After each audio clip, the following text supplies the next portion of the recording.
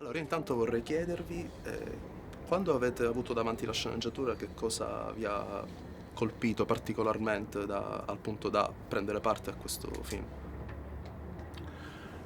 L'idea per me di lavorare con Elisabetta Sgarbi, avere il contatto con quell'energia, con quella capacità di coinvolgimento e sguardo che ha sulle cose, sulle persone di cui eh, si innamora artisticamente, e il fatto di poter lavorare con Elena, che è un'attrice strepitosa,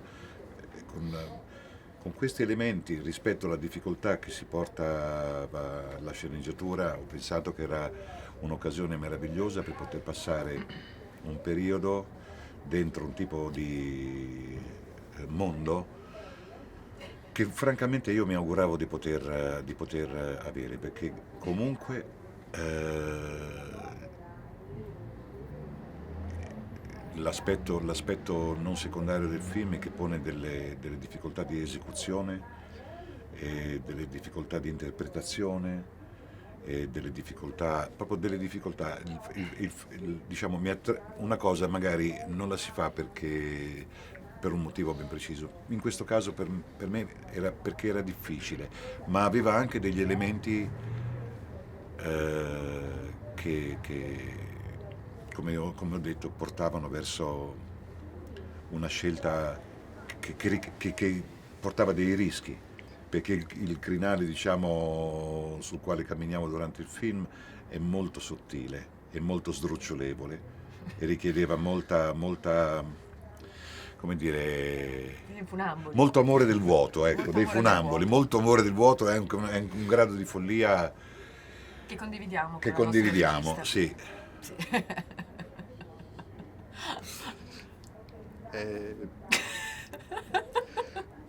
no, ma quindi in tal senso com'è stato vivere in quel mondo? Perché comunque... È un mondo dentro al mondo, perché L'isola degli idealisti è il libro ed è la sceneggiatura. Poi dentro a questo c'è anche il mondo di Elisabetta Sgarbi. Diciamo, le due cose sono in proiezione, no? È stato bello perché è stato completamente inusuale, inaspettato. Quello che fa lei è qualcosa che non esiste. Cioè, non esiste in natura, lei lo crea. Non è, no? Non è qualcosa che esiste, che ha un riferimento. E i riferimenti sono i suoi, sono letterari, sono i suoi sogni, le sue paure. È capace di ammantare tutto quello che è attorno di desiderio e di far sentire desiderati gli attori, che ha un certo valore.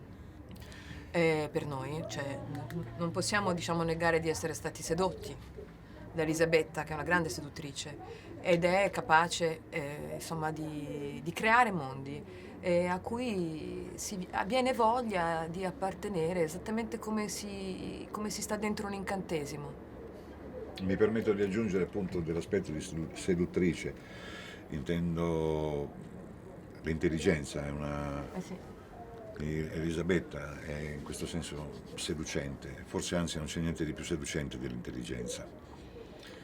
In questo ci tengo proprio a dirlo perché è stato anche così anche per me.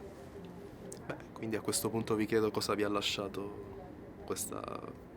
l'aver preso parte all'Isola degli Idealisti, perché... Ma io, a me, vabbè, intanto sono molto felice di aver lavorato con Tommaso, perché condividiamo, diciamo, una capacità di osservare il mondo, una qualità di osservare il mondo analoga.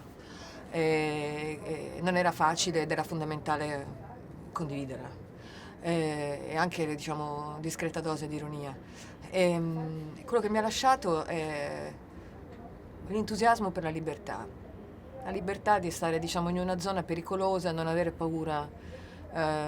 Come dire, io sono abituata un po' per carattere, un po' per quello che succede nel mondo. Il nostro mondo è un mondo ordinato, è un mondo, diciamo, che nonostante sia un mondo artistico è un mondo nel quale si tende a stare dentro dei punti nei quali si sta sicuro, dove si è al riparo dalle critiche, al riparo, dove, come dire, si cerca di fare il giusto. Ecco, Elisabetta non ha proprio provato a fare il giusto, non ne importa niente, e questo chiaramente fa molta paura quando partecipi, però è anche l'aspetto eccitante, perché dici, ma in effetti perché non posso provare a immaginare una cosa diversa? Poi questo chiaramente contempla l'errore, contempla